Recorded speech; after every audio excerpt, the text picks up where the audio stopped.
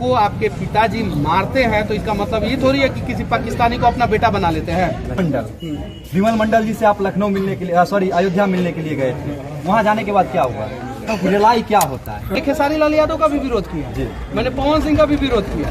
जब नाम सुन के कचरा सिंह को आप कचरा सिंह कहते थे, उनको ब्रांड बिहार आप क्यों बनाए? इसी से शादी करेंगे। तो वो सर्च होता है आजकल मनीष काश्यप शादी कब कर रहे हैं, और एक और हवा फैल गया कि मनीष काश्यप कचरा सिंह से शादी करेंगे। अभी हमारे साथ सनत बिहार मनीष काश्यप जी हैं, और मनीष काश्यप जी आज राजकीय प्राथमिक कन्या विद्यालय मालदा में आए हुए हैं, और मालदा में इसलिए आए हैं कि इस विद्यालय में यहाँ के बच्चों को कंप्यूटर की शिक्षा मिल सके, जिसके लिए इन्होंने एक पटना से स्पेशल HP का कंप्यूटर लेकर के आए हैं। और सर स्वागत है आपका हमारे पेज पर।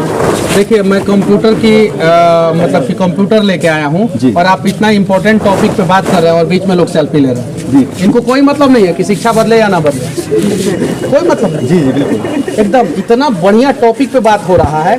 और जब पत्रकार के माइक और कैमरा के बीच में आता है ना कोई, तो मन करता है सर फोड़ दे। बिल्कुल, क्योंकि पत्रकार के माइक और कैमरा के बीच में नहीं आया जाता है, कभी भी ध्यान रखा जाता है। क्योंकि वो किस चीज़ पे बात कर रहा है, आप कंप्यूटर पे बात कर रहे हैं। सरकारी स्कूल में हम लोग कंप्यूटर लेके आए, कोई इधर से मोबाइल लगाया है, कोई उधर से लगाया, मतलब 5 मिनट नहीं रुक सकते हैं। बिल्कुल, यही ठहराव हमें हम बिहारियों के लिए सबसे ज़्यादा जरूरी है। अगर ठहर के हम लोग सोचना शुरू कर दें और बदलाव करना शुरू कर दें तो शायद हमारा बिहार बदल जाएगा, बदलेगा। अच्छा मनीष सर, मैं आपसे जानना चाहूँगा कि आप जो ये कंप्यूटर एक विद्यालय में अभी लगाए, और आपके द्वारा कहा गया था कि आप 25 कंप्यूटर में अलग अलग विद्यालयों में लगाऊंगा, ये जो है आप पर्सनली कंप्यूटर लगा रहे हैं या लोगों को जागरूक करने के लिए कंप्यूटर लगा रहे हैं कि प्रत्येक गांव का लोग भी चंदा करके प्रत्येक विद्यालय में कंप्यूटर लगाए? देखिए अकेले ना आप, ना मैं, और ना नरेंद्र दामोदर दास मोदी जी, और ना नीतीश कुमार, कोई भी बदलाव, बड़ा बदलाव नहीं कर सकता है जी। अगर हम लोग सामूहिक प्रयास करेंगे तो बड़ा बदलाव हो सकता है, क्योंकि कहा जाता है अकेला चना भार नहीं फोड़ता। 10 कंप्यूटर जो है वो एक उड़ीसा के हैं अच्युत सामंत सर, उन्होंने दिया है मुझे। 10 कंप्यूटर मैंने परचेज किया है, टोटल 20 कंप्यूटर है, और मेरा टारगेट है 25 कंप्यूटर जो है दिसंबर तक लगा देना जी, सरकारी स्कूलों में लगा देना जी। मेरा औकात नहीं है कि मैं इस बिहार के हर एक सरकारी स्कूल में कंप्यूटर लगा दूं, लेकिन हम लोग शुरुआत कर सकते हैं जी। और मैं 5वां क्लास तक के ही स्कूल को क्यों चुना जी, क्योंकि जड़ मजबूत होना चाहिए। मान लीजिए कि हमारे 5वां क्लास तक के बच्चों को जब प्राइवेट स्कूल में कंप्यूटर की शिक्षा दी जाती है तो सरकारी में काहे नहीं दी जाएगी जी? सही है कि नहीं है? बिल्कुल सही। और जब 5वां क्लास तक के बच्चे कंप्यूटर के शिक्षा को लेंगे तो आगे बढ़ेंगे तो 6ठा क्लास में भी ढूंढेंगे कि हमको कंप्यूटर चाहिए। बिल्कुल, ये चीज है। तो एक प्रयास है ताकि लोग जगे, बिहार के लोग जगे। जैसे बहुत सारे लोग मेरे ऊपर नाराज हो जाते हैं, वीडियो के बनाने के दौरान जो है कोई भी गुटखा खाया रहता है मैं टोक देता हूँ, उनको लगता है कि मेरे ईगो को हर्ट कर दिया मनीष काश्यप, मुझे इंसल्ट कर दिया। नहीं भाई, मेरी यही आदत ही है। हम बदलेंगे, आप बदलो, सब मिलके जो है बिहार बदलेंगे, ये चीज है। तो एक प्रयास है कि बदलेगा अपना बिहार। अक्सर देखा गया कि अगर आप गुटखा खाते हैं, यहाँ पर भी बहुत सारे भाई ऐसे हैं जो गुटखा खाते हैं, गुटखा अगर ट्रेन में कहीं पर थूकी हुई नजर आ जाती है तो जो अदर स्टेट के लोग उस सीट पर बैठे रहते हैं तो वो बोलते हैं सीधे कि कोई बिहारी थूक के नहीं, लेकिन बिहार के अलावा भी बाहर के दूसरे राज्यों के भी लोग गुटखा खाते हैं, लेकिन बदनाम सबसे ज्यादा बिहार क्यों? सबसे ज्यादा गुटखा जो है उत्तर प्रदेश, बिहार, बंगाल और गुजरात, ये 4 राज्य के लोग खाते हैं गुटखा। लेकिन बिहार इसलिए बदनाम हो जाता है कि बिहार से जो ट्रेनें जाती हैं उसमें आवश्यकता से अधिक लोग भरे रहते हैं, और वो लोग सोचते नहीं है अगर गुटखा वॉश बेसिन में फेंक दिए तो पानी नहीं गिराते, तो इन सब चीजों की वजह से बिहार बदनाम हो जाता है। हालांकि गुजरात के लोग भी गुटखा खाते हैं, लेकिन उसी के लिए सिस्टम की जरूरत है, अवेयरनेस की जरूरत है। अगर सभी हम लोग अवेयर हो जाएंगे तो शायद ऐसा नहीं हो। आप तो कभी देखे होंगे कि यही बिहार के लोग जब दिल्ली मेट्रो में जाते हैं, दिल्ली मेट्रो में जाते हैं तो नहीं थूकते हैं, क्योंकि वहाँ फाइन हो जाएगा। वहाँ पे पट से 500 रुपया जुर्माना। कितना? 500 रुपया पट से। जैसे थूके मुंह से, जैसे गुटखा निकला भी नहीं, थू ऐसे कर दिया तब तक 500 रुपया जुर्माना। तो जान जाते हैं कि वहाँ पे जुर्माना है। वहीं अगर सोसाइटी के लोग लगाना शुरू कर दे, गांव का मुखिया लगा दे कि अगर कहीं भी अगर चौक चौराहे पे बैठ के कोई थूकेगा तो 500 रुपया जुर्माना देना पड़ेगा। समस्तीपुर में लग जाए जो जिला हेडक्वार्टर है, और बिहार का जितना जिला हेडक्वार्टर है पटना में लग जाए, हर जगह सरकारी संस्थानों में लग जाए तो शायद कोई नहीं खाएगा। लेकिन आप जाइए ब्लॉक में, जाइए, जितना गेट है ब्लॉक का, जितना BDO, CEO और ब्लॉक के कर्मचारियों का खिड़की है, सब बाहर से ऐसे ऐसे थूकते हैं। थूकता है कि नहीं? बिल्कुल थूकते हैं। और उनका खिड़की लाल हो जाता है, सरकार को पेंट कराने की जरूरत नहीं पड़ती है, वो ऑटोमेटिक थूक से लाल कर देते हैं। तो ये अवेयर करने की जरूरत है। और जैसे हमारे यहाँ के विधायक जी, जैसे हम टोक देते हैं, हमारे यहाँ के विधायक जी जैसे ब्लॉक में गए, जैसे ब्लॉक में गए और देखे कि कोई गुटखा खा के जो है खिड़की से फेंका है, उस खिड़की पे बैठने वाले व्यक्ति को सस्पेंड करा दिए। देखिए ब्लॉक में कोई गुटखा खा के नहीं थूकेगा, देख लीजिए। लेकिन हमारे तो विधायकों जी गुटखा खाते होंगे ना। और सबसे बड़ी बात समस्या है सर, विधायक जी ही नहीं, सबसे बड़ी बात है कि विद्यालय के बहुत सारे ऐसे शिक्षक हैं वो भी गुटखा खा के बच्चों के सामने आते हैं। एक जगह मैं गया था तो एक शिक्षक जो है वो पान खाए थे, तो मैंने टोक दिया तो फिर उनको पान घोटना पड़ा और भागना पड़ा वहाँ से। मैंने वीडियो भी बनाया था, डाला भी था। तो ये चीज़ें तो हम लोग जो है सही तरीके से अगर सवाल करेंगे तो बदलाव होगा, और सही तरीके से हम लोगों को सवाल करना होगा। बहुत सारे पत्रकार लोग जो है स्कूलों में घुस जाते हैं और मैं देखता हूँ इलॉजिकली सवाल करते हैं। बिल्कुल ठीक है, आप खुशी है। मैं एक स्कूल में गया था, आप लोगों ने सिवान में देखा होगा, मैं स्कूल में गया था, स्कूल की कुव्यवस्थाओं को दिखा रहा था। मैंने साफ साफ बोला था कि मैडम, प्रिंसिपल मैडम जो थी, कि आप हमें इंटरफेयर मत कीजिए, हम आपसे कोई सवाल वाल नहीं पूछने जाएंगे, हम आपको नीचा दिखाने के लिए यहाँ पे नहीं आए हैं, स्कूल में व्यवस्था होना चाहिए उसके लिए आए हैं। स्कूल को दिखाया, पता चला कि मैडम मेरा ही स्टिंग करना शुरू कर दी, मेरा ही स्टिंग। हम बोले कि मैडम आप मेरा काम करने दीजिए, मुझे 4 को सवाल पूछ देंगे, टैं बोल दीजिएगा। फिर भी मैडम नहीं मानी, 4 को पूछ दिया, फिर उसके बाद नहीं बताई। बाद में पता चला मैडम जी को वहाँ से हटा दिया गया, सस्पेंड किया गया, क्या किया गया, हटा दिया गया। उनके भाई साहब वो बोले क्या कि हम दलित एक्टिविस्ट हैं। अच्छा, हाँ वो मैंने देखा था। तो मैंने पूछा कि कहाँ से आए हैं, तो हम यूएन रिटर्न हैं। तो हम बोले कि दलित एक्टिविस्ट है तो दलितों के विकास के लिए आपको काम करना होगा ना। तो उन्होंने बोला हम करते हैं। तो हम बोले कि इस स्कूलवा में कौन से बच्चे पढ़ रहे हैं, तो बोले ज्यादातर दलित के। तो इस स्कूलवा में प्रिंसिपल कौन है, तो बोल रहे हैं कि मेरी बहन है। तो इस स्कूलवा में जो दलित के बच्चे पढ़ते हैं उनका खिचड़ी कौन मार जा रहा है, तो मुँह बादिए मुँह। तो ये चीज है। तो जो हमारे रहनुमा बन रहे हैं ना, जैसे जात के नेता, फलाना के नेता होते हैं ना, कि हम जात के नेता हैं, हमको वोट दो, और पता चलता है कि उस जात को वही सत्यानाश कर देता है। तो जो हमारे रहनुमा बनने का प्रयास कर रहे हैं वही हमारा कातिल निकल जा रहे हैं। बिहार में कहीं ना कहीं जातीयता को लेकर के सभी लोग एक्टिव रहते हैं। मैं अपनी बात बताता हूं, आज से 20 दिन पहले मेरे पेज का नाम था रमन झा, और शिवेश भैया जैसे उसमें राही लगा दिए जात हटा करके, वैसे ही डबल फॉलोवर हो गया मात्र 20 दिनों में, और 7 महीने में जितना फॉलोवर हुआ था उसका डबल मात्र 20 दिन में हो गया। तो अच्छी बात है ना जी, ये तो बहुत पॉजिटिव बात है कि बिहार के लोग जातीयता त्याग रहे हैं, ये चीज है। अच्छा, ये जातिवाद जो है अभी बिहार में देखा गया कि इनमें से बहुत सारे शिक्षक हैं जिनको जातिगत जनगणना के लिए भेजा गया होगा क्षेत्र में। ये जातिगत जनगणना क्यों करवा रहे हैं सर? और देखिए, जब अंग्रेज हमारे ऊपर शासन किए, और जब अंग्रेजों का सूर्यास्त नहीं होता था, वो बोलते थे कि हमारे देश में जो है सूर्यास्त नहीं होता है, पूरी दुनिया पर शासन किया। तो आप जाके पता कीजिएगा, वहाँ पे कोई जाति नहीं था। और जब भारत में शासन किए तो सब जाति के लोगों को कूटे थे। कौन से जाति के लोगों को अंग्रेजों सब नहीं कूटा था? 200 साल तक कूटा था कि नहीं कूटा था? चाहे वो ब्राह्मण हो, राजपूत हो, पासवान हो, यादव हो, कुर्मी हो, सही है कि नहीं है? सभी जाति के लोगों को पकड़ पकड़ के मारा था, फांसी पे चढ़ाया था।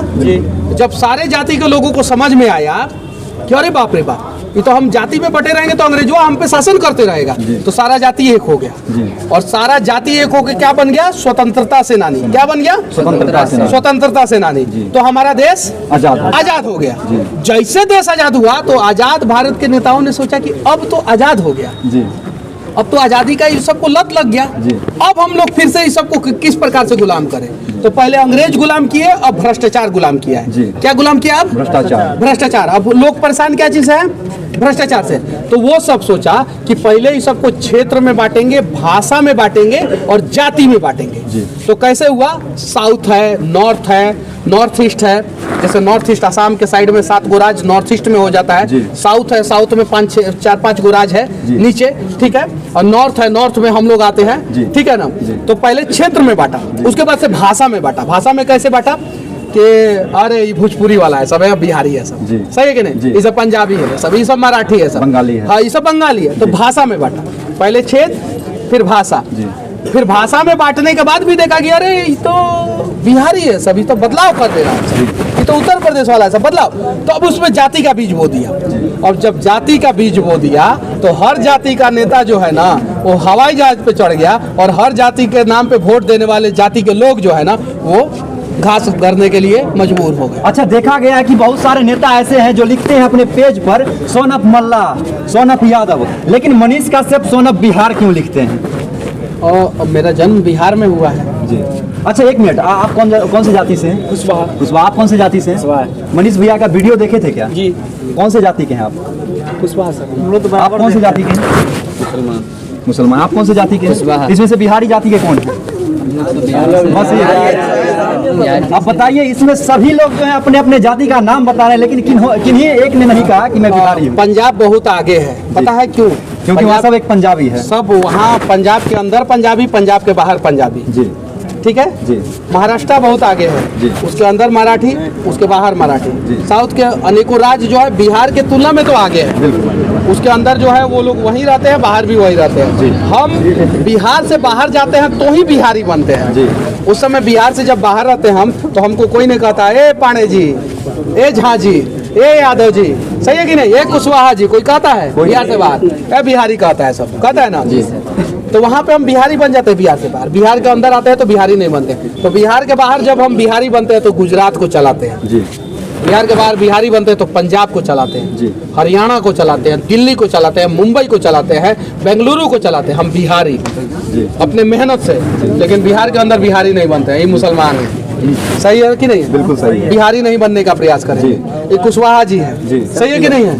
सही है कि नहीं है? तो जिस दिन ये सभी लोग जो है ना बिहारी बन जाएंगे ना, उस दिन जो है बिहार का कायाकल्प हो जाएगा। अच्छा, मनीष कश्यप के बिहार में आने के बाद एक शब्द बहुत ज्यादा प्रचलित हुई, रेलाई, जो मुझे पूछने का मन कर रहा था। मैं आपसे जानना चाहता हूँ कि रेलाई क्या होता है? 1-2 साल बाद ऑक्सफोर्ड डिक्शनरी में उसको जगह मिल जाएगा जी। वहाँ पे समझ जाएगा कि उसका मतलब क्या होता है। 1-2 साल बाद मिल ही जाएगा 100%। ऑक्सफोर्ड जो है हर साल जो है रिसर्च करता है और नए नए भाषाओं का इंग्लिश मतलब बताता है। सही है कि नहीं? तो वो एकदम पूरा ट्रांसलेट करके बता देगा ऑक्सफोर्ड, और गूगल भी बता देगा। गूगल तो 6-7 महीना 8 महीना मैक्सिमम 1 साल बाद गूगल बताना शुरू कर देगा कि रेलाई का मतलब क्या। अगर YouTube या Facebook या गूगल पर सर्च किया जाए रेलाई, तो मनीष कश्यप सबसे ऊपर रहते हैं, ऐसा क्यों? और मेरा शॉर्ट वीडियो बहुत ज़्यादा वायरल होता है, और short video 10-10 million, 20-20 million, 25-25, 50-50, 60-60, 100-100 million होता है। बहुत सारे लोग रील बनाते हैं फेसबुक पे, इंस्टाग्राम पे, और जब तक इधर दिखाएंगे नहीं तब तक उन लोगों का वीडियो वायरल होगा नहीं। सही है कि नहीं है? सही है। मैंने आज तक वैसा कुछ काम नहीं किया है। मैं सिस्टम के ऊपर वीडियो बनाता हूँ, और जाके देखिए भाई मनीष कश्यप का वीडियो जो है 50-50, 60-60, 100-100 मिलियन जाता है। अच्छा, तो ये जिस्म दिखाने की जरूरत नहीं है, तो मैं वहीं रिलाई कर देता हूँ ना। जी जी। अच्छा, आपसे एक प्रश्न करना चाहूंगा, और जो पत्रकार विद्यालय में जाकर परेशान करते हैं शिक्षकों को, और उन शिक्षकों से अपना पेट चलाते हैं। सुनिए सर, एक मिनट, वो शिक्षकों के वीडियो से अपना पेट चलाते हैं, वो पत्रकार विद्यालय में जाकर कोई कंप्यूटर क्यों नहीं लगाते कि मनीष कश्यप को आके लगाना पड़ता है? नहीं, देखिए, जो लोग जाते हैं बेवजह सवाल करते हैं, बेवजह शिक्षकों को परेशान करते हैं। देखिए, टीचर को मैं कभी परेशान नहीं किया, कभी, मतलब कभी नहीं। आप उठा के देख लीजिएगा, एक वो प्रिंसिपल मैडम से 4 को सवाल पूछा था, उनको भी परेशान नहीं किया। उनको बोला था आप अपना काम कीजिए, हमको अपना काम करने दीजिए, नहीं कि डिस्टर्ब कीजिएगा तो हम पूछ देंगे। टीचर को तो सरकार ने नियुक्त कर दिया, तो वो तो संवैधानिक तरीके से नियुक्त होके आ गया। अगर टीचर आपको गलत लग रहा है तो टीचर का इंटरव्यू जाके कर रहे हैं। A for apple, B for ball, C for cat, teacher से पूछ रहे हैं ना जी। तो IAS IPS ऑफिसर से भी जाके पूछिए कि SP गलत है, बताओ जी तुम कैसे IAS बन गए, तुम कैसे IPS बन गए। बिल्कुल सही है कि नहीं है? बिल्कुल सही है कि नहीं? तो IAS IPS से नहीं पूछेंगे, वहाँ पर डर जाते हैं, नहीं पूछेंगे। लेकिन टीचर के मुंह में माइक उड़ देते हैं। अरे उस व्यवस्था से सवाल कीजिए जो व्यवस्था गलत टीचर को नियुक्त कर दिया, उस व्यवस्था से सवाल कीजिए जो व्यवस्था गलत IAS IPS को नियुक्त कर दिया, उसको सुधारने का प्रयास कीजिए, और वो व्यवस्था जिस दिन सुधर जाएगा ना, उस दिन सब कुछ सुधर जाएगा जी।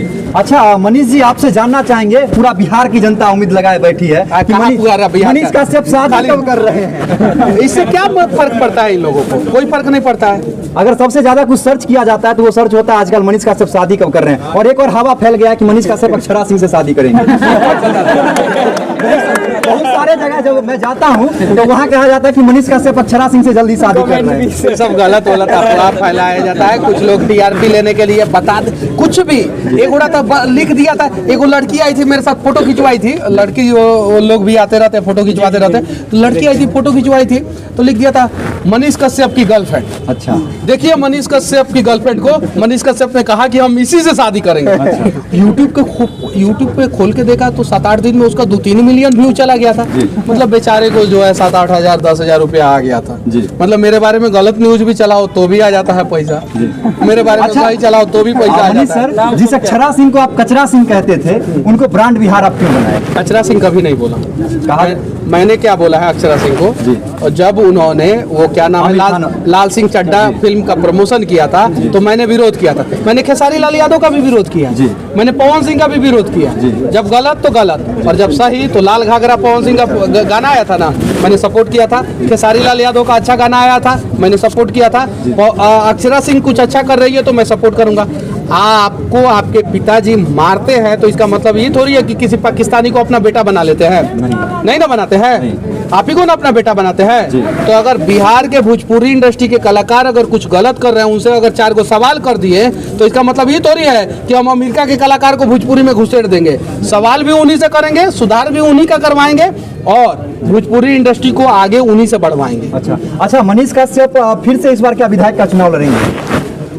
जनता जो कहेगी वो करूंगा। अच्छा, लोग जो कहेंगे वो करेंगे। और अभी मैं पत्रकारिता में खुश हूँ तो मुझे यहाँ पे खुश रहने दीजिए लोग। अच्छा, विमल मंडल वाली जो मुद्दा थी, मतलब पूरा ले लीजिएगा, आधा 1 घंटा का इंटरव्यू। अच्छा चलिए, समय की अभाव है, इनका जो बहुमूल्य समय सवाल पूछ लीजिए, वो सवाल। अच्छा, विमल मंडल जी से आप लखनऊ मिलने के लिए अयोध्या मिलने के लिए गए थे, वहाँ जाने के बाद क्या हुआ? उसके बाद उनकी मुद्दा खत्म हो गई जैसे लगता है अब। वो आप लोग को देखिए ना जी, हम अपने हिस्से की लड़ाई जो है ईमानदारी पूर्वक लड़ रहे हैं जी। विमल मंडल को मनीष कश्यप ने 1 लाख रुपया दिया जी। आप लोगों ने क्या क्यों नहीं बनाया वीडियो जी? क्यों नहीं बनाया? आप लोग देखिए ना, जो सवाल आप लोग जो है मनीष कश्यप से करेंगे कड़वे सवाल, सबको पता है यार कि मनीष कश्यप से 2-3 को उल्टा सीधा सवाल करोगे और वो अपने टेढ़ दिमाग का है, टेढ़े जवाब देगा, टेढ़ पूछोगे टेढ़े देगा और टेढ़ में जो है वीडियो वायरल होगा। सही कि ना? सबको पता है ये चीजें। हम अयोध्या गए, हम उनके गांव में गए, 2 दिन गांव में रहे, अयोध्या गए, 1 लाख रुपया दिए। विमल मंडल ना मेरे जाति के और ना मेरे जिला के, मेरे जिला से 200 किलोमीटर 300 किलोमीटर दूर उनका घर। सही कि नहीं? ना उनसे पहले मैं मिला था, मुझे मीडिया के माध्यम से पता चला। 3 तारीख को उन्होंने हाथ काटा, 16-17 तारीख को मैं उनके घर गया था, मैंने 1 लाख रुपया दिया उनको।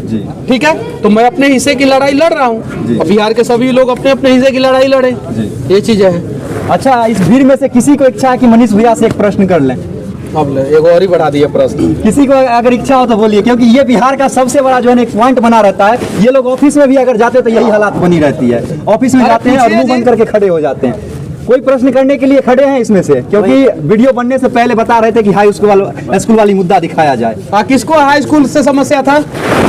अब किसी को समस्या नहीं लगता हमको सर। क्या समस्या है सर? हाई स्कूल में इतना विधि व्यवस्था चरमरा गया है, यहाँ तक कि छात्रा के लिए टॉयलेट की व्यवस्था नहीं है। आप सोचिए, दुर्भाग्य की बात है कि जिस गांव में हाई स्कूल है, स्मार्ट क्लासेस है, जिस गांव में एगो मुखिया जी होंगे, जिस गांव में वार्ड कमिश्नर होंगे, सरपंच होंगे, सब कुछ के रहने के बावजूद जो है एगो हाई स्कूल में शौचालय नहीं है। तो सबसे पहले पत्रकारवा मनीषवा से सवाल करने से पहले जाके मुखिया जी से सवाल कीजिए लोग, और वीडियो बनाइए लोग, सोशल मीडिया पे डालिए लोग। अगर इस गाँव के 10 लोग जाके मुखिया जी से सवाल करके वीडियो बना के सोशल मीडिया पे डाल देंगे, अगला दिन शौचालय बन जाएगा। लेकिन नहीं करेंगे लोग, बिल्कुल नहीं करेंगे। जब आपके सामने बोलने से डर रहे हैं, आपके सामने इनकी आवाज नहीं निकल रही है, तो मुखिया जी के सामने कहां से बोलेंगे? आज मैं आप लोगों को एशिया का सबसे बड़ा हॉस्पिटल के बारे में बताने जा रहा हूं और दिखाने जा रहा हूं। ये सिविल हॉस्पिटल जो अहमदाबाद शहर में स्थित है, ये सिर्फ और सिर्फ गुजरात का नहीं, भारत का नहीं, एशिया का सबसे बड़ा अस्पताल है। चलिए चलते हैं और इस अस्पताल के बारे में जानते हैं, साथ ही साथ यहाँ के कुछ लोगों से पूछेंगे कि आखिर इस अस्पताल में किस प्रकार का इलाज होता है, सही इलाज होता है कि नहीं होता है। और इसमें 7000 बेड है लगभग। उससे भी ज़्यादा पेशेंट का इलाज यहाँ पे होता है। अभी मैं उस अस्पताल के अंदर हूँ और ये स्पाइन का डिपार्टमेंट है। यहाँ पे स्पाइन रोगी जो होते हैं उनका इलाज होता है। साथ ही साथ जो है बगल में कॉलेज भी है और कैंटीन भी है। पूरा व्यवस्था है यहाँ पे। इस प्रकार का व्यवस्था जो है आखिर बिहार के अस्पतालों में क्यों नहीं होता है। अभी हम लोगों ने अंदर से परमिशन लिया और परमिशन लेने के बाद जो है हम अस्पताल के अंदर भी दिखा रहे हैं यहाँ पे, और हम जो यहाँ पे कैंटीन है, हॉस्टल है, कॉलेज है, उसको भी दिखा रहे हैं।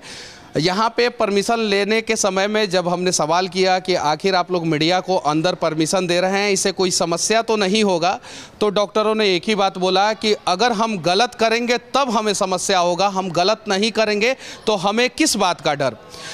वहीं बिहार का सबसे बड़ा अस्पताल पीएमसीएच में जब मीडिया वाले जाते हैं तो वहाँ पे उन्हें रोक दिया जाता है। ज़रा सोचिए, और ये सिर्फ बिहार का नहीं, देश का नहीं, ये पूरे एशिया का सबसे बड़ा सिविल अस्पताल है। अस्पताल के बाहर मुझे कुछ स्टूडेंट मिले हैं और कुछ लोग मिले हैं जिनसे मैं इस हॉस्पिटल के बारे में जानने का प्रयास करूँगा। क्या नाम हुआ आपका?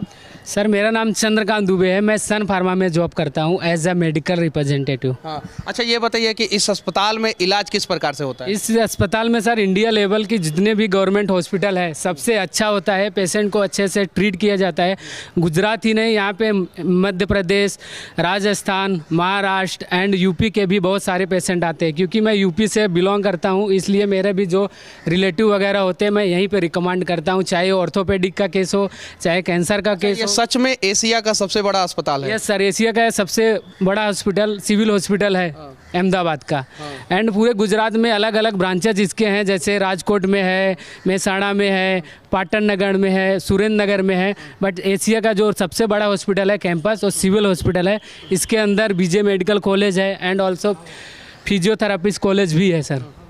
अच्छा, क्या नाम हुआ आपका? वाटलिया रवि। अच्छा, यहाँ पे कौन सा डिपार्टमेंट है? यहाँ पे 3 डिपार्टमेंट है स्पाइन इंस्टीट्यूट में, प्रोस्थेटिक्स एंड ऑर्थोटिक्स, एक ऑक्युपेशनल थेरापी અને ફિઝિયોથેરાપી, અને કોલેજ પણ 3 છે। अच्छा, कॉलेज है ये, और ये कॉलेज और डिपार्टमेंट दोनों है। दोनों है और दोनों पास पास में है। अच्छा, आप लोगों को किसी भी प्रकार का समस्या होता है यहाँ पे? नहीं, समस्या कुछ नहीं होता है। सब अच्छी तरह से मिल जाता है। स्टूडेंट को हॉस्टल भी अच्छी तरह से मिल गई है। स्पाइन डिपार्टमेंट के बगल में जो डिपार्टमेंट है वो कौन सा डिपार्टमेंट है? सर, वो कैंसर डिपार्टमेंट है। अच्छा, कैंसर डिपार्टमेंट में कैसा इलाज होता है? कैंसर डिपार्टमेंट में as a compare to all cross India में जितने भी गवर्नमेंट हॉस्पिटल है सबसे अच्छा इलाज होता है। पेशेंट के पैसे भी नहीं लगते हैं एंड बहुत सारी फैसिलिटी अवेलेबल है जो कि अपने प्राइवेट हॉस्पिटल, बड़े बड़े हॉस्पिटल में नहीं है। चाहे वो साइंटिफिक में लो, चाहे मेडिकल में लो, चाहे मेडिसिन में लो, चाहे डायग्नोसिस में लो, चाहे डॉक्टर लेवल पर लो।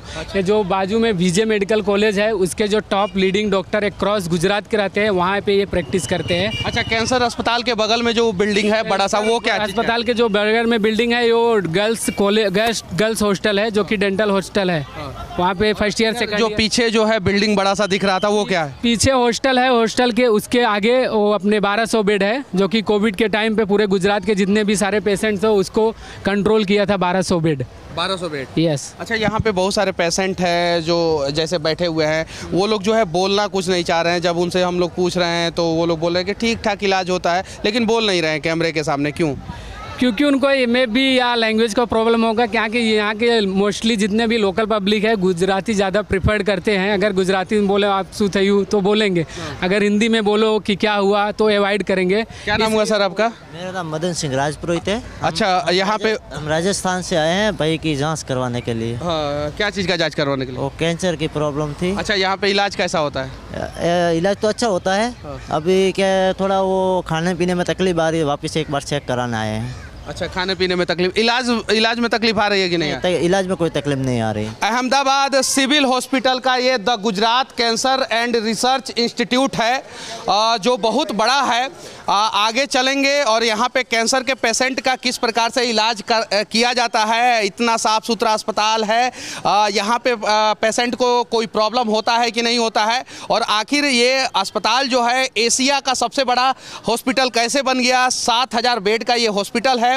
उन सब चीज़ों के बारे में जानने का प्रयास करेंगे। कहाँ से आए हैं? हम यूपी के हैं। यूपी के? हाँ, गोंडा जिला के, यहाँ बड़ौदा में। किस लिए आए हैं? कैंसर के इलाज के लिए। किसका इलाज कराना है? ये बच्ची का बच्ची का इलाज हो रहा है कि नहीं? इलाज तो हो रहा है। हो रहा हाँ, है, इलाज। ठीक ठाक इलाज हो रहा है? हाँ ठीक ठाक हो रहा है अभी। कोई दिक्कत? दिक्कत तो अभी तो कुछ नहीं है अपने। अच्छा, यूपी में इस प्रकार का अस्पताल नहीं है? नहीं हर तरह नहीं है क्या?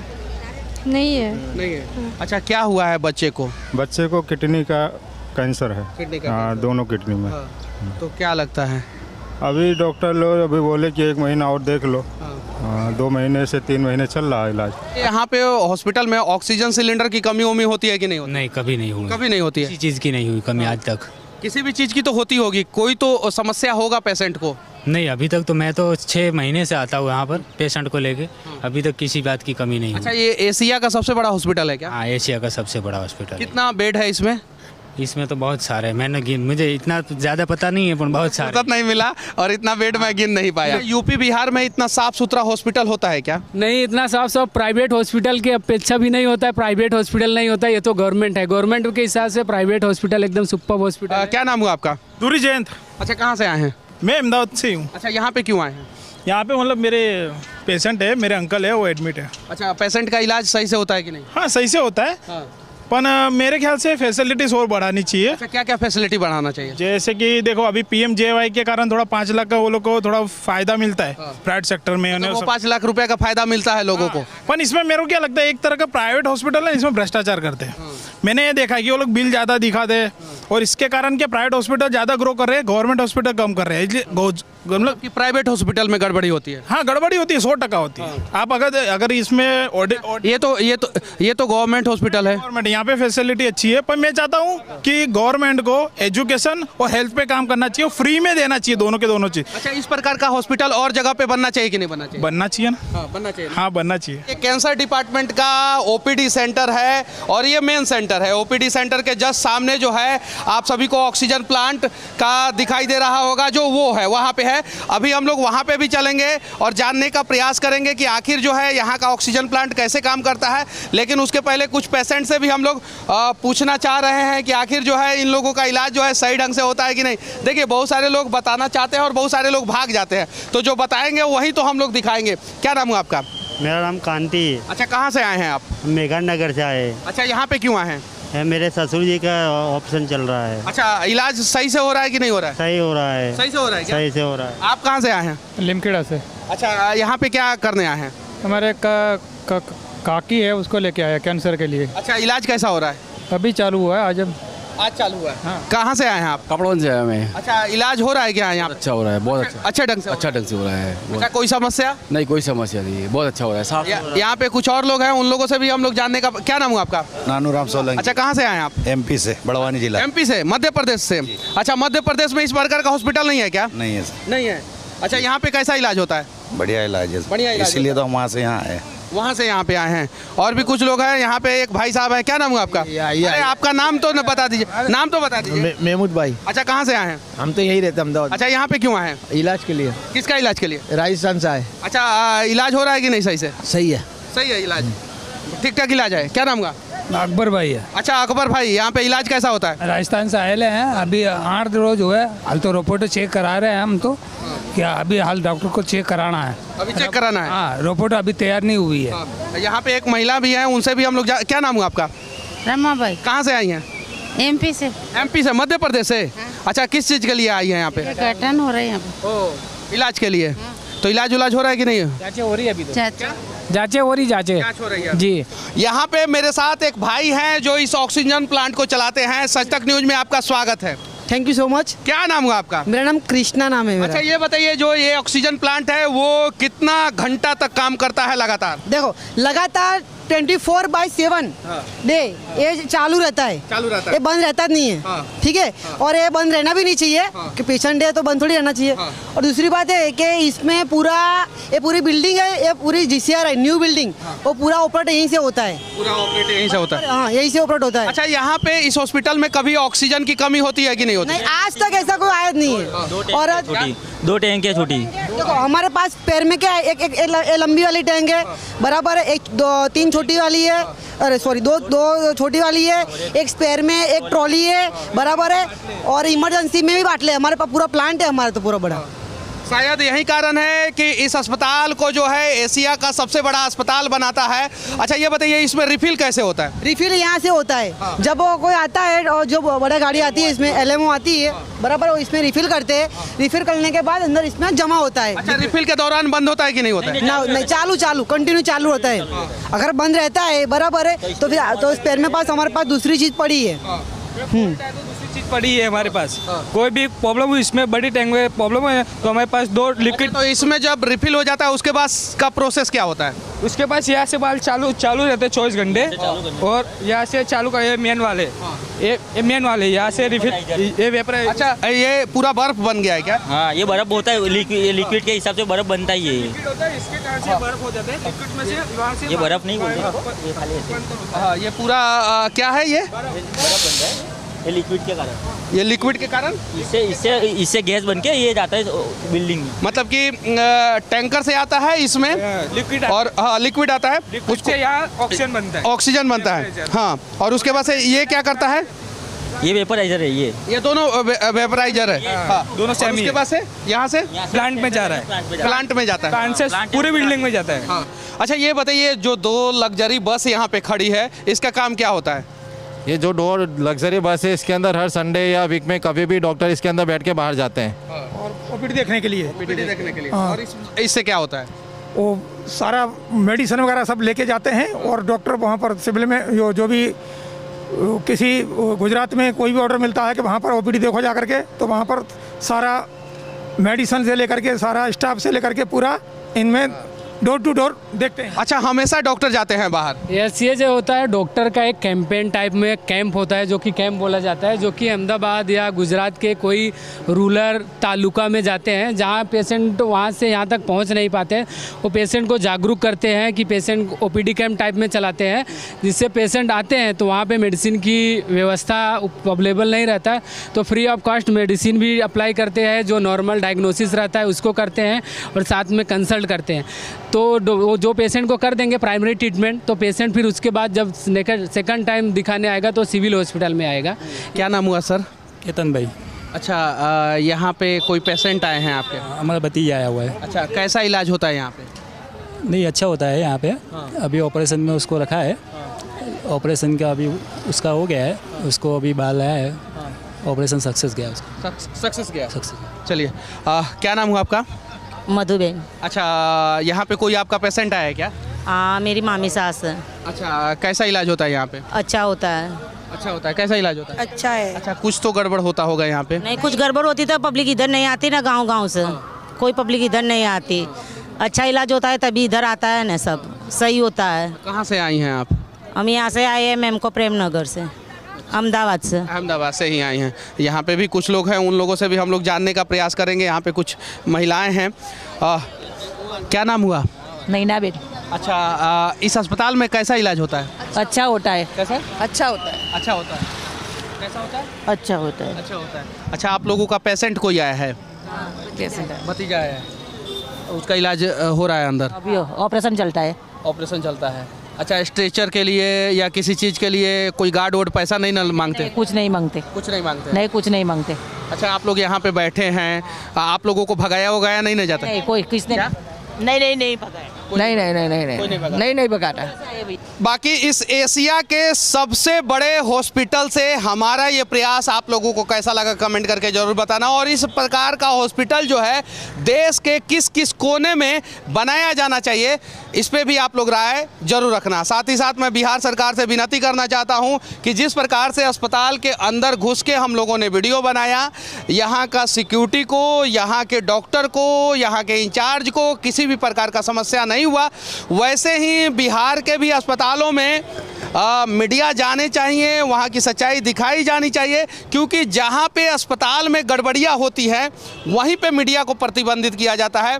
जबकि बॉम्बे हाई कोर्ट का एक आदेश है जिसमें हाई कोर्ट के जज ने साफ साफ कहा है कि किसी भी प्रकार के सार्वजनिक स्थल पे मीडिया रिपोर्टिंग को बैन नहीं किया जा सकता है। सरकारी संस्थानों में मीडिया रिपोर्टिंग को बैन नहीं किया जा सकता है जब तक कि वो प्रतिबंधित क्षेत्र ना हो। जैसे आर्मी का कुछ क्षेत्र होता है वो प्रतिबंधित होता है, वहाँ पे मीडिया रिपोर्टिंग बैन रहता है। तो प्रतिबंधित क्षेत्र अगर ना हो तो वहाँ पे मीडिया को स्वतंत्र काम करने दिया जाए, उन्हें रिपोर्टिंग करने दिया जाए। बस, जय हिंद।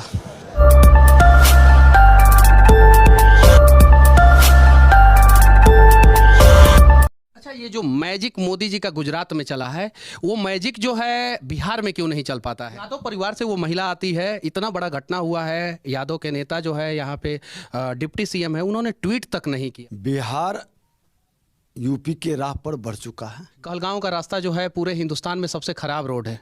लगभग 30 से 40 किलोमीटर का वो सेक्शन है जो सबसे खराब है। ट्रक वालों से वसूली किया जाता है, जितने भी ट्रक वाले हैं, चाहे वो गिट्टी लेके आए, झारखंड से लेके आते हैं, वो लोगों से वसूली किया। आप ईमानदारी से बोलिए, आपको छोड़ के, आप अक्सर हर जगहों पे दिखते हैं, आप जाते हैं, आपको छोड़ के विपक्ष के कौन से नेता जो हैं हर जगह जो है जनता की समस्याओं को उठाने के लिए मौजूद? कल हम माननीय महामहिम राज्यपाल महोदय के पास भी जा रहे हैं, एक शिष्टमंडल लेकर। राज्यपाल भवन के पास, मुख्यमंत्री सचिवालय के पास, या डक बंगला चौराहा, गांधी मैदान, हर दूसरे दिन लाठीचार्ज होता है। अभी कुछ दिन पहले जो है बीपीएससी वालों पे लाठीचार्ज हुआ। बीएसएफ के जवान बॉर्डर पे खड़े रहते, फिर भी बांग्लादेशी जो है उस बॉर्डर से घुस कैसे जा रहे हैं? वो बॉर्डर की तो सुरक्षा पुलिस तो करती नहीं है। मुख्यमंत्री की कुर्सी ही बचा लेना इनके लिए बड़ी उपलब्धि होगी। क्या विपक्ष के नेता बीपीएससी के बच्चों का साथ देंगे? गुजरात चुनाव आप लोग जीत गए, हिमाचल प्रदेश में चुनाव क्यों हार गए?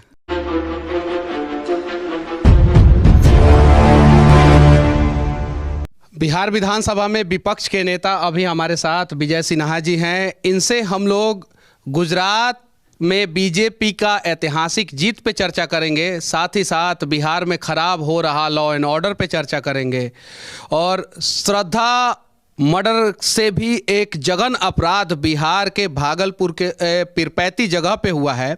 एक 42 साल की नीलम देवी नाम की औरत, जिनके पति का नाम अशोक यादव था, उसकी हत्या हो गई है। तो इन सब चीज़ों पे चर्चा करेंगे। सबसे पहले सच तक न्यूज़ में आपका स्वागत है। धन्यवाद। पहला सवाल आपसे ये है कि गुजरात में प्रचंड बहुमत से आप लोग सरकार बनाए हैं, ऐतिहासिक जीत है, इस पे आप क्या कहना चाहते हैं? देखिए, देश के माननीय प्रधानमंत्री नरेंद्र मोदी जी का कार्य और लोगों का उन पर विश्वास, भरोसा, इकबाल आज भी कायम है। और गुजरात ही नहीं, देश के अंदर आज भी उनके ऊपर लोगों के विश्वास है।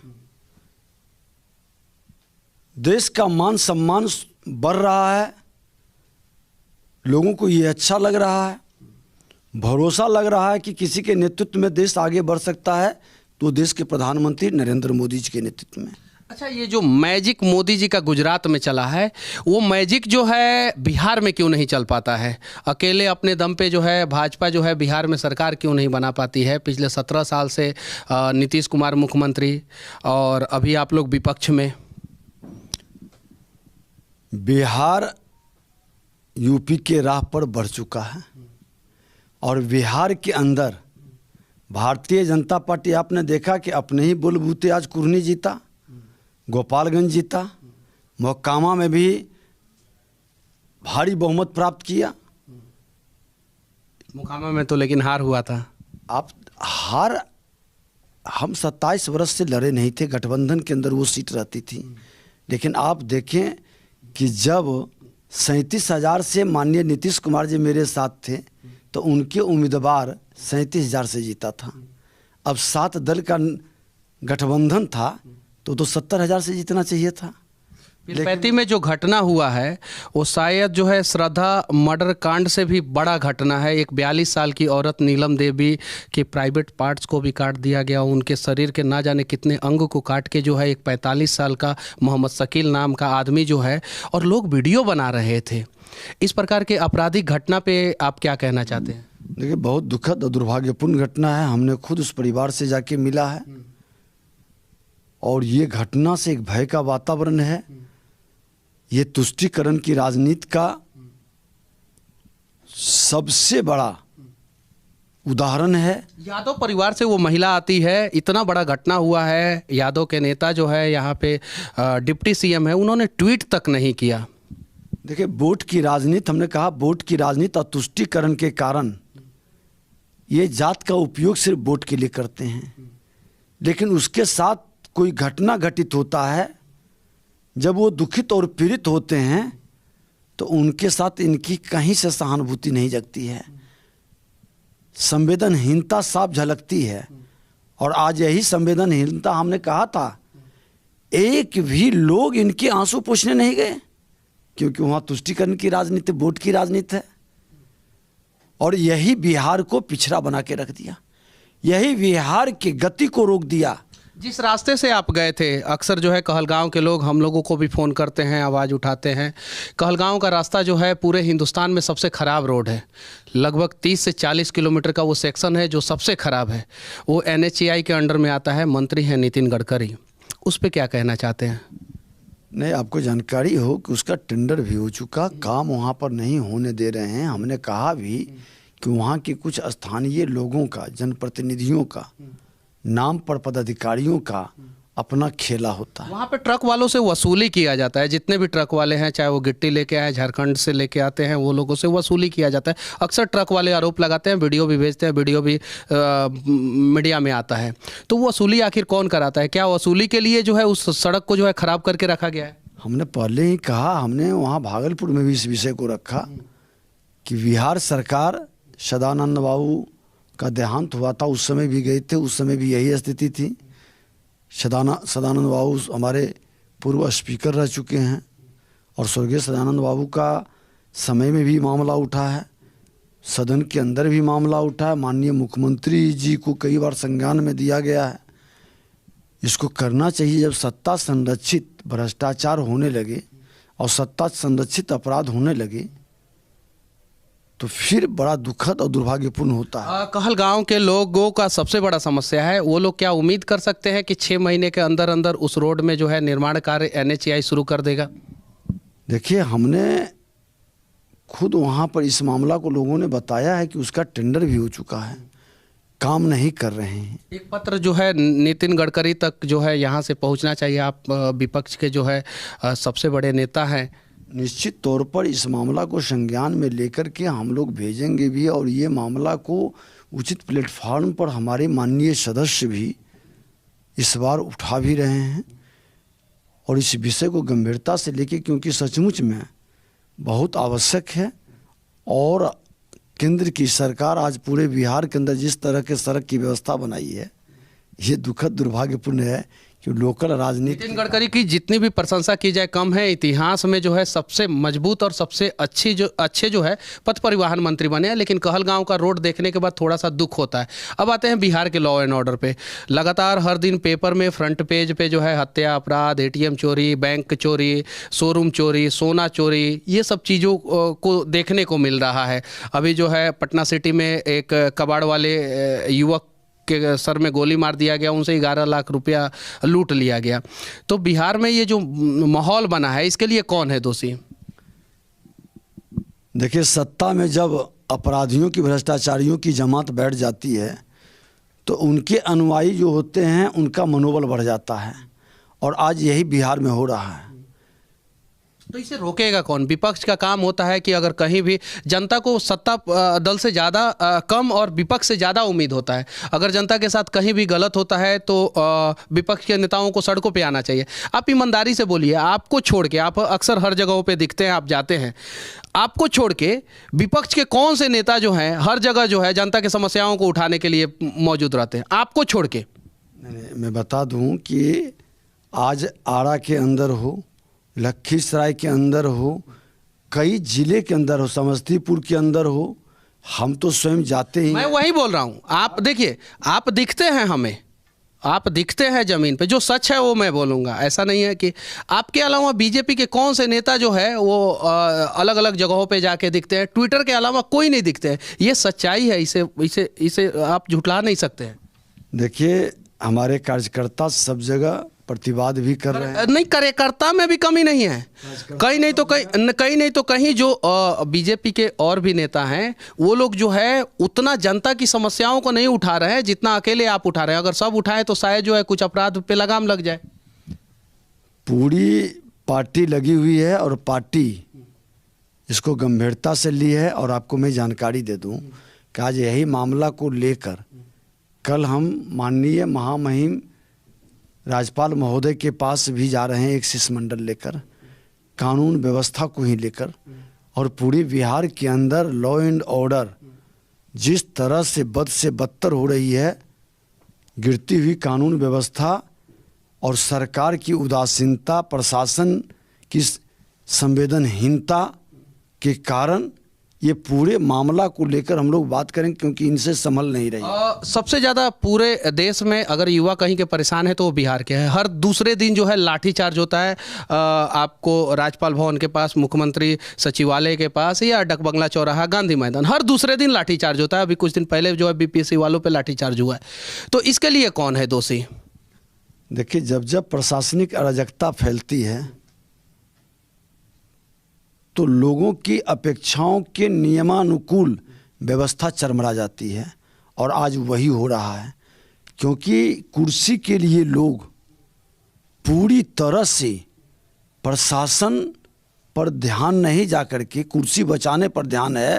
बीपीएससी के बच्चों के साथ धांधली हुआ है। एक बार एग्जाम हुआ, उसे कैंसिल किया गया, दोबारा एग्जाम हुआ, उसमें 4 से 5 प्रश्न गलत है। हालांकि बच्चे जो है आरोप लगा रहे हैं कि 9-10 प्रश्न गलत है, और फिर भी रिजल्ट जारी कर दिया गया। उसके लिए बीपीएससी के बच्चे जो है सड़कों पर उतरे हुए हैं। सत्ता दल से उन्हें उम्मीद नहीं है, शायद विपक्ष से होगा। तो क्या विपक्ष के नेता बीपीएससी के बच्चों का साथ देंगे? मैं तो एक गुजर रहा था एक कार्यक्रम में, बच्चे ने वहाँ हम लोगों को रोका और उनकी बात को भी हमने सुना है, और हमने स्पष्ट तौर पर कहा है कि सरकार को संवेदनहीन नहीं होना चाहिए। संवेदनशीलता के साथ इनके प्रश्न जो है, 9 प्रश्नों का जवाब गलत का आरोप लगा रही थी, एक प्रश्न का जवाब सुधारा भी गया था, और 8 प्रश्न का। ये दुखद दुर्भाग्यपूर्ण है कि बीपीएससी जैसी संस्था के अंदर, आयोग के अंदर, अगर जो 150 प्रश्न सही रूप से चयन नहीं कर सकते, आपकी मानसिकता पर प्रश्न उठ रही है, आपकी पवित्रता पर अंगुली उठ रही है, तो ऐसे लोगों को हटाना चाहिए। ऐसे लोगों को लंबे समय से वहाँ बैठा कर कहीं न कहीं सरकार प्रतिभा का दमन कर रही है, उसकी पारदर्शिता को समाप्त कर रही है, और उस आयोग की विश्वसनीयता को खत्म कर रही है। एक और सवाल, बिहार में जो है युवाओं के पास सबसे ज़्यादा अगर कोई परेशान है तो यहाँ के किसान। रीगा चीनी मिल जो है बंद हो गया, मढ़ौरा चीनी मिल का लोहा काट के बेचा जा रहा है, बहुत सारे जगहों पे जो है कबाड़ के रूप में बेच दिया जा रहा है। तो इन सब चीनी मिल को चालू कराने के लिए बिहार की जनता जो है, विपक्ष के सबसे बड़े नेता आपसे क्या उम्मीद लगा सकते हैं? देखिए, जो इंडस्ट्रियल वातावरण के लिए आपने चर्चा किया, इंडस्ट्रियल वातावरण बनाने के लिए एनडीए सरकार में हमारे माननीय मंत्री भी कितना पहल किए। मैं खुद लेबर मिनिस्टर था। इन तमाम विषय को लेकर हम लोग पूरी संवेदनशीलता के साथ उनको मदद कर रहे थे। लेकिन आप हमेशा एक चीज़ समझें कि जहां कानून व्यवस्था ठीक रहती है, निवेशक का उत्साह भी बढ़ता है, रोजगार का अवसर भी बनता है। आज यहाँ की कानून व्यवस्था को देखकर निवेशक का उत्साह ठंडा है, वो भी साइड होना चाह रहे हैं, और सरकार की उदासीनता से रोजगार का अवसर भी समाप्त हो रहा है। नीलम देवी के परिवार वालों को क्या इंसाफ मिल पाएगा? उनकी इंसाफ के लिए ही तो मैं कल जा रहा हूँ। और ये सरकार गिरफ्तार, हमारे जाने के बाद जब प्रोग्राम बना और जिस दिन हम गए उस दिन गिरफ्तारी हुआ मुख्य अभियुक्त का, शकील मियाँ का। शकील मियाँ का सच को थोड़ा और जानने के लिए सरकार को हमने कहा है कि वो व्यक्ति गैरमजरूआ जमीन पर कब्जा करके खटाल बना दिया, और वहाँ से 7 पंचायत के लोग गुजरते हैं, बहू बेटी बच्ची जो पढ़ने के लिए जाती है गुजरती है, उसके साथ उसकी बदतमीजी और परेशानी। इसके पहले भी घटना घटा, लोग अपनी प्रतिष्ठा बचाने के लिए थाना तक नहीं पहुँचता है, आरोप में न्याय नहीं मिलने के कारण मौन हो जाता है। ये तमाम विषय में हमने एसपी से भी बात की। हम कहा कि आप लोग किस तरह से तुष्टीकरण की राजनीति में आज बांग्लादेशियों को सरकारी जमीन पर जिस तरह से, यानी आप मानते हैं कि बांग्लादेशियों को जो है बिहार में बसाया जा रहा है? निश्चित तौर पर सरकार की अप्रत्यक्ष सहानुभूति है। एक और कड़वा सवाल एक बड़े पद पर बैठे पदाधिकारियों का सुनियोजित ये खेल है। एक और कड़वा सवाल, बांग्लादेश बॉर्डर पे हमारे बीएसएफ के जवान खड़े रहते हैं। बीएसएफ जो है गृह मंत्रालय के अंदर आता है, तो जब बीएसएफ के जवान बॉर्डर पे खड़े रहते हैं फिर भी बांग्लादेशी जो है उस बॉर्डर से घुस कैसे जा रहे हैं? वो बॉर्डर की तो सुरक्षा पुलिस तो करती नहीं है। आप एक चीज़ बता दें कि आज बंगाल के अंदर और बिहार के अंदर, बिहार के सीमांचल के अंदर जिस तरह का वातावरण है, जिस तरह का माहौल है, जब से देश के प्रधानमंत्री नरेंद्र मोदी जी आए हैं तब से टाइट किए हैं। उसके पहले कितने लोग घुसे हैं, और जो लोग घुसे हैं धीरे धीरे यहाँ की नागरिकता प्राप्त करने के लिए कितना खेल बेल कर रहे हैं, और सरकार, सत्ता, शासन, प्रशासन में बैठे लोग इनको किस तरह से नागरिकता का स्वरूप देने में लगे हैं। अच्छा, गुजरात चुनाव तो आपको जानकारी दे दें और सुन लीजिए कि मैं लेबर मिनिस्टर था तो लेबर कार्ड बनाने में मैंने रोक दिया था कि आप पूरी तहकीकात करिए, उनके परिवार के, उनके लोगों की पहले से पूरी जानकारी प्राप्त कीजिए। जब गुजरात चुनाव आप लोग जीत गए, हिमाचल प्रदेश में चुनाव क्यों हार गए? हिमाचल प्रदेश का देखिए, कुछ प्रदेश का, छोटे स्टेट का एक नेचर भी होता है, एक बार सत्ता एक बार विपक्ष, ये पलटते रहता है। और हर बार आप देखते हैं फिर भी पिछले बार बहुत लोगों की सफाया हो गई, हम लगभग में बराबर आ जाते हैं, सीट कुछ कम हो जाती है लेकिन सफाया नहीं होता है। वो सफाया का युग चला गया है। आप हिमाचल में देखें कि सरकार पलटते रही है, दोबारा वहाँ का नेचर रहा कि नहीं लौट पाती है। इस बार हम लोग लौटते लौटते ठहर गए। अच्छा, अब बिहार का विकास कैसे होगा? बिहार से पलायन कैसे रुकेगा? बिहार के युवाओं को बिहार में रोजगार कैसे मिलेगा? बिहार के लोगों को बिहार में स्वास्थ्य सुविधा का व्यवस्था अच्छे ढंग से कैसे मिलेगा?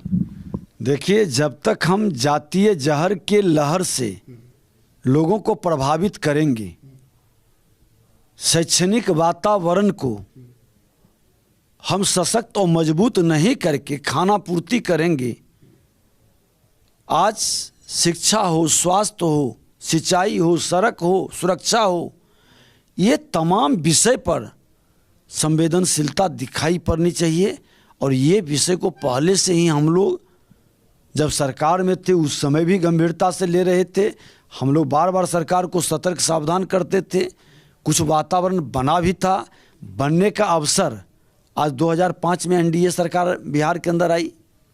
2005 से 10 के अंदर आप देखिए सुरक्षा के मामले में, शिक्षा के मामले में, स्वास्थ्य के मामले में कितना बड़ा परिवर्तन हुआ था। जब रास्ता पर पटरी पर गाड़ी आई तो डिलेल कौन कर दिया।